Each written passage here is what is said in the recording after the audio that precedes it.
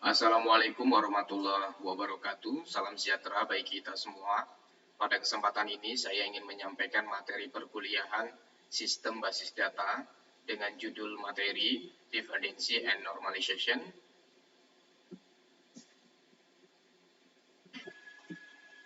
Capaian pembelajaran yang diharapkan, pertama, memahami dependensi dan macam-macam dependensi. Yang kedua, menjelaskan tahapan-tahapan normalisasi. Yang ketiga, merancang basis data melalui tahapan normalisasi. Functional dependency atau ketergantungan fungsional merupakan konsep yang mendasari proses normalisasi.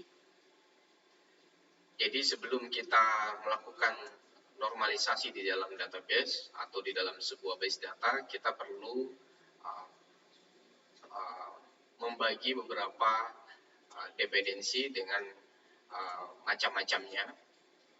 Jadi kita akan mempelajari ada beberapa macam terkait dengan dependensi di dalam sebuah proses normalisasi. Contoh di sini, A secara fungsional menentukan B. Artinya, A secara fungsional menentukan B, atau B bergantung pada A. Contohnya seperti ini. Functional dependency dari tabel nilai di atas, NIM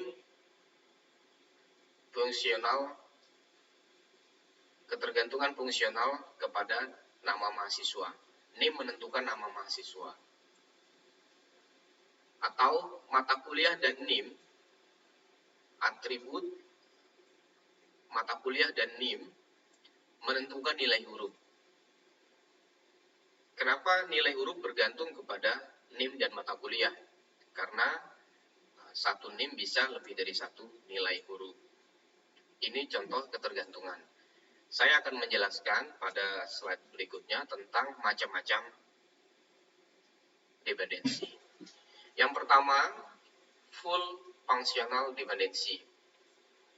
Yang kedua, partially dependency. Dan yang ketiga, transitive dependency. Pertama, full functional dependency menunjukkan jika terdapat atribut A dan B dalam suatu relasi, di mana B memiliki ketergantungan fungsional atau ketergantungan fungsional secara penuh pada A. Maksudnya, atribut B hanya ditentukan oleh A saja. Contoh di sini, ada sebuah tabel, sebuah relasi dari beberapa tabel, sehingga terbentuk di sini ada NIM full functional dependency. Kenapa NIM full functional dependency terhadap ID ruang? Karena ID ruang bergantung secara penuh oleh NIM. Berbeda dengan contoh yang berikutnya, NIM dan nama. NIM dan nama tidak full functional terhadap ID ruang.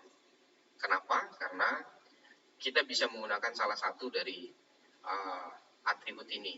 Kita menggunakan NIM sudah secara penuh sebagai functional dependency ID ruang.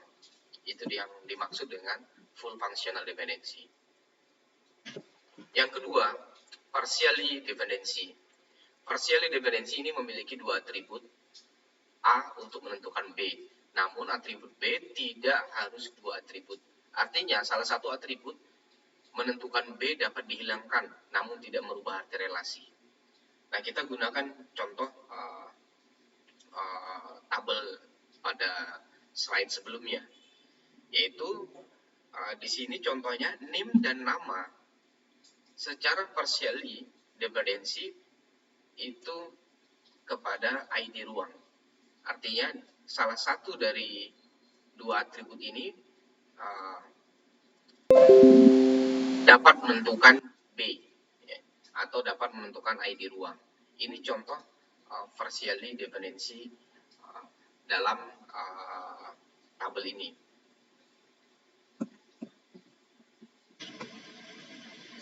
Yang ketiga, transitive dependency. Transitive dependency terjadi pada tabel hasil relasi. Saya ulangi, transitive dependency terjadi pada tabel hasil relasi. Kondisi yang terdapat 3 atribut A, B, dan C. Kondisinya seperti A fungsional B dan B fungsional C. Maka C dikatakan sebagai transitif dependensi terhadap A dan B. Contoh di sini ada sebuah tabel yang memiliki 4 atribut ya. Kode pelanggan, nama, pemasok, dan area. Kode pelanggan secara fungsional menentukan nama, pemasok, dan area. A dan B, atribut A dan B. Namun, pemasok secara fungsional menentukan area. Artinya, B fungsional C. Maksud dari transitif dependensi itu terdapat pada atribut C. Karena area akan menentukan kode pelanggan, pemasok, ya, pada atribut ini. Baik, ini 3 contoh tentang dependensi sebelum kita melakukan proses normalisasi. Saya menganggap ini penting karena dalam proses normalisasi kita akan menentukan data yang akan berhubungan atau juga data yang saling bergantung.